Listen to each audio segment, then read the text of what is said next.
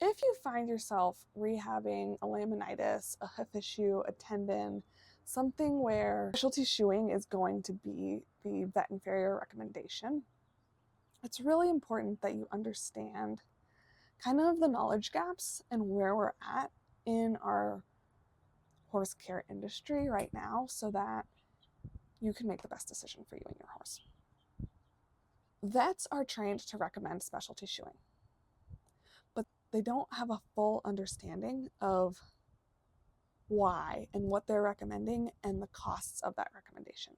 So if you haven't watched my video on what happens when you put a metal shoe on a horse, please take the time to watch that. That's just really important knowledge for all horse owners to have, regardless of the choice that you make. So in the United States, there's like 30 some odd vet schools, and only 5 of them have a hoof care professional on staff as a regular teacher. When I have talked to vets locally, a lot of them say they got about 5 lectures total in vet school on hooves. So the general advice that they get is when you have a problem that's being caused by a poor hoof angle or an unhealthy hoof in some way, you call the farrier, and the farrier does the specialty shoeing. At farrier school, the focus is on metal shoeing, metal shoeing, metal shoeing. Students are taught to spend as much time as they can at the forge, practice their blacksmithing, get really good at making beautiful, beautiful things with metal. That's really cool. But when the focus is on that, the students aren't learning how to help a hoof function, how to balance a hoof, how to look at a hoof and know, okay, based on the last trim I did and what I'm seeing now, how is this horse moving? What in this horse's environment is causing this? Is this inflammation being caused by diet? How can I help return this hoof to health? It's just, how can I solve the problem with metal today? So if you've watched my video about what happens when you put a shoe on a horse, you know that there's a cost benefit that you have to weigh when you choose to shoe a horse. And a lot of times the cost benefit is not considered because the vet just knows to refer to the specialty shoeing, and all the farrier knows is how to fix the problem today. They don't know how to bring the hoof, how to bring the horse back into full health. Now, I'm talking about the masses. There are plenty of farriers out there who are the exceptions. The problem is the owners don't know how to look at the hoof and tell. The owners don't understand the cost benefit to shoeing. The owners are not empowered to make the decisions. They're deferring to professionals who don't have all the information. And that is where I am really passionate about bringing up the knowledge of owners so that you guys can participate and can make the calls, because it's your horse and you get to decide whether you want to try to make your horse sound today or whether you want to try to go through the process of getting them healthy for a lifetime. So, the farriers know how to use metal to make problems go away today. It comes at a cost. The vets are trained, refer to specialty shoeing. And there's these outliers out there that are barefoot trimmers. And a barefoot trimmer can be 110% the answers to your problems and help you solve the problem. Or they can be an absolute disaster because there is no licensing, there is no test, there is no regulation, there is no nothing. I've been trimming my horse for 2 years myself. I trimmed for about a year until I got pregnant. I trimmed a handful of horses at a horse rescue to help them save money, and those horses that needed to be drugged for the regular farrier, I could go a little slower and work with them more behaviorally and them accept their trim instead of just drugging them and getting them through it as quickly as possible. So there was about 3 or 4 of them that I was doing. The amazing barefoot farriers who trimmed me give me their horses graciously to practice on. So let's say there's probably about 10 horses in the world that I've worked on. And I think I've done pretty good by those horses. They're incredibly, wonderfully giving that they've let me learn on them. Knock on wood, nobody's walked away lame, and everybody's been better off for this relationship.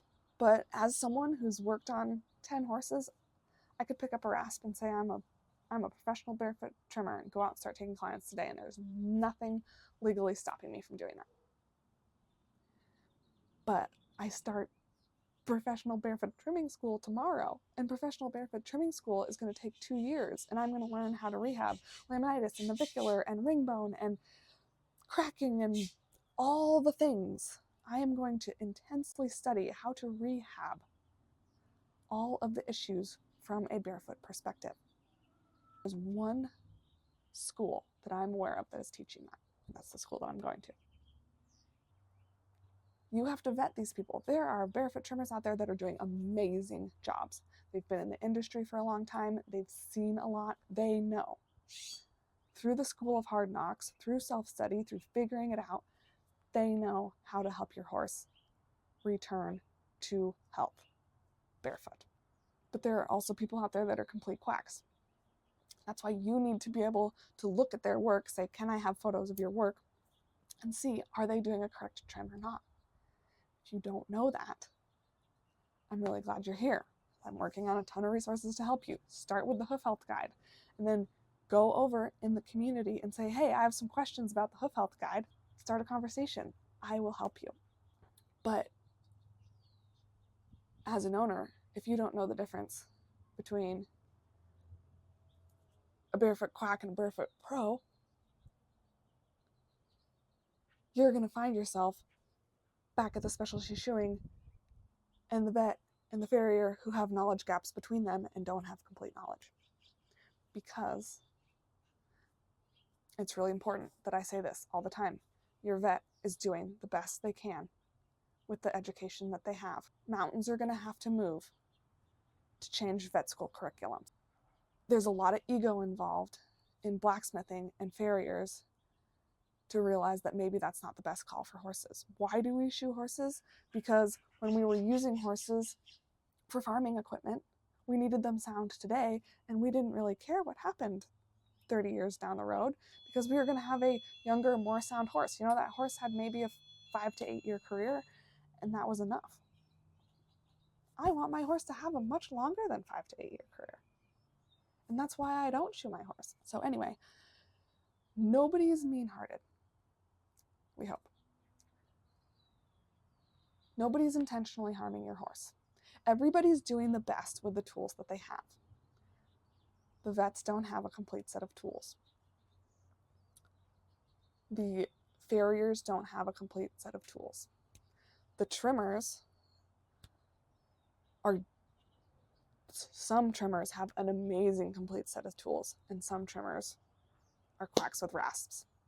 So it is up to you to educate yourself, to decide what's best for your horse, and to be the gap between the incomplete sets of tools. What is the difference between a farrier and a trimmer? My farrier shoes, but they also trim. They need to understand a barefoot trim. There are differences.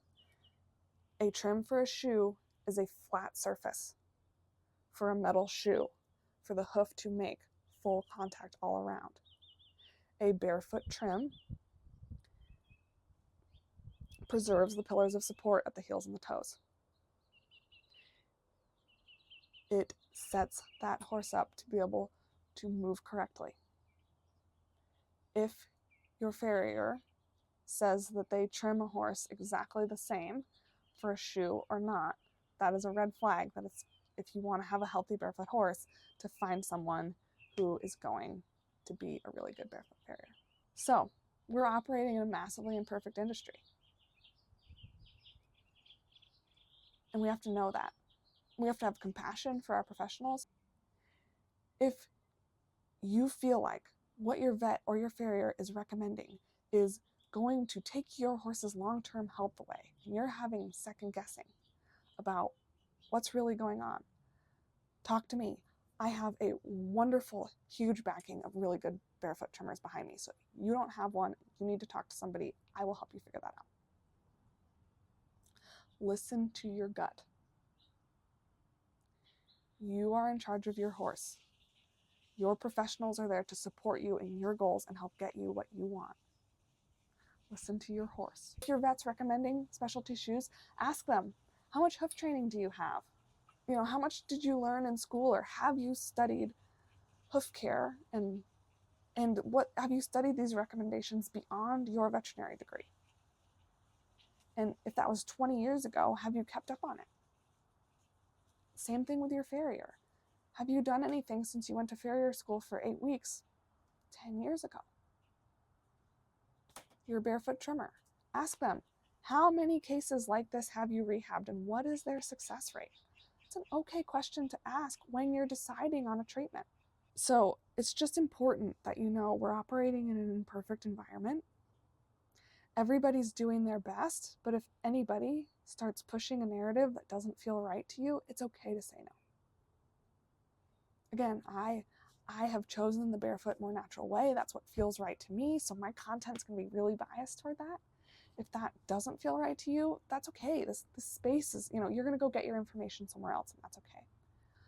But if it feels right to you and you're having trouble getting a team on board to support you, I am here to help you figure that out.